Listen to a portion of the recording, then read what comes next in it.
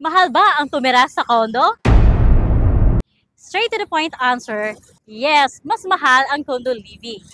Pero sulit naman dahil sa mga privileges and advantages na kasama nito. Una, complete amenities. Imagine, may access ka sa swimming pool, gym, function rooms, libraries, playgrounds, at minsan may rooftop pa or sky garden. Kung sa ibang lugar, magbabayad ka pa para makagamit sa mga yan, pero sa condo, kasama na sa monthly dues mo. Pangalawa, security. May mga alarm systems, security cameras, secured package delivery process, 24/7 ang mga security guard, at kadalasan may keycard access pa. Kaya may peace of mind tayo. Whether coming home alone, coming home late, or away for leisure, you're safe.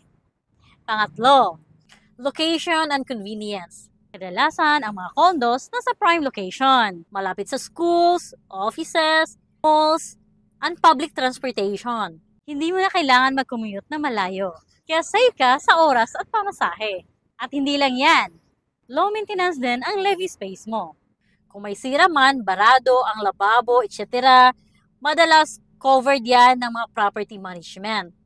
Hindi mo na kailangan mag-abala, isang tawag lang, andyan na ang maintenance. Kaya kahit medyo mataas ang cost, ang kapalit naman ay convenience, comfort, and peace of mind. Hindi ba sulit yon? This is Jackie, tara na sa condo living.